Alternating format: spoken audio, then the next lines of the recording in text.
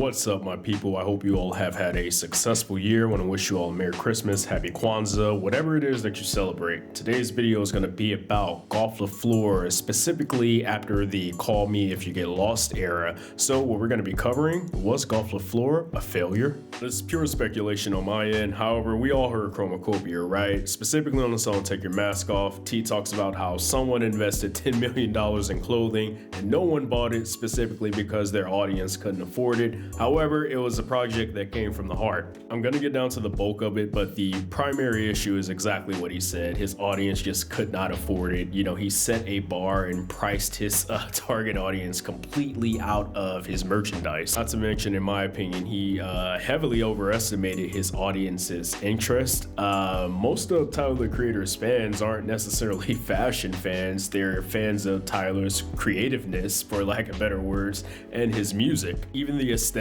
when you think about it, you think about his core fashion that he's dropped. You had Golf Wing. Most of le FLEUR at that time were collaborations with other companies. However, Golf Wing is a streetwear kind of skatewear brand. So when you introduce something like GOLF le FLEUR, you're talking prep wear, you're talking collegiate wear, things like that. That's an entire different audience you're dipping into. Lump that in with your, pricing it at exorbitantly high, and people like me, I understand what super kid mohair is, but the average consumer isn't, and you're not going to be able to justify those prices to them no matter what you say. The icing on the cake with that is not everything was premium material. When you talk about the Ushanka, you go back and look at my earlier videos, that was why I passed up on the Ushanka, because $200 for a polyester Ushanka was just insane to me. In my personal opinion, another thing that hurt his campaign as far as le FLEUR as a standalone brand was the original exclusivity to it. In the beginning, it was only people he reached out to that had these pieces, myself and others like that. So, a lot of people couldn't even get these pieces, get their hands on these pieces. The le FLEUR collaborations always do well for the most part, and we know that because these pieces sell out. So monetarily speaking, collaborative, they always sell out when they partner up with another brand. However, it's le FLEUR is a standalone brand that is failing to make that monetary mark. At least I think. It's not as if I have access to the man's finances or anything like that, but speculating based on the lyrics, it sounds as if it missed its mark. I'm the last guy to try to sound like an after school special. However, if you invested 10 mil and you profited, or you grossed 11 mil, technically that's a dub. However, in the financial world, it's definitely an L.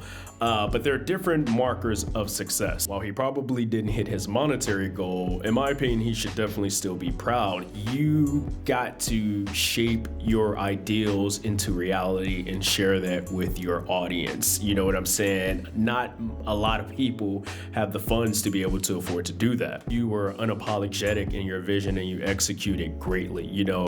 Skits like this, where only black people can understand, like the hot comb press, the picking of the afro and things like that, growing up in the black household, cleaning with church music. You get what I'm saying? Like it was beautiful to be able to see that experience and be able to relate to it. Now we got to go on to the critiques. We got to go on to the fashion tip, because that's me. You get what I'm saying? I'm Taikyo Kills. I do fashion. One of my favorite things about the brand, also hurt it in my opinion, was its visual aesthetic. The prepcore look, while it is, timeless and staple, that's the thing. It doesn't really speak to the younger generation as much, especially like a Cardi. You got the opium look, so many other trends in fashion going around. So the prepcore look, doesn't really touch on with the younger audience, which I'd say is most of T's audience as of now. I'm gonna speak personally on this. The first season of GOLF le FLEUR is absolutely untouchable. The triple pleated pants, the freaking oversized super kid mohair cardigan, the silk scarf, everything down to the attaché was just beautiful. By the time we got to season 2, I feel we were all kind of tired of the prep wear we had just came off of the GOLF le FLEUR Lacoste collab, which I did cop something from. But when I got to season 2, I was pretty much over it. I was heavy into my Yohji Yamamoto again, of course. And so for a lot of people, I just feel like they were pretty much done. They couldn't afford it. T wasn't really dropping much music anymore, so they kind of lost their incentive to still support the brand. He did catch my attention with the Louis Vuitton collab. Now I had to support that for real, being the creative director, T being able to put his footprint on it. It was beautifully done. I had to get some of those pieces, but again, priced out for most people. That's gonna do it for today's video, guys. Let me know in the comments what you all thought about GOLF le FLEUR and the Call Me If You Get Lost era. If you think it was successful or if it was a failure, make sure you guys let me know why. Taikyo Kills, I am out of here.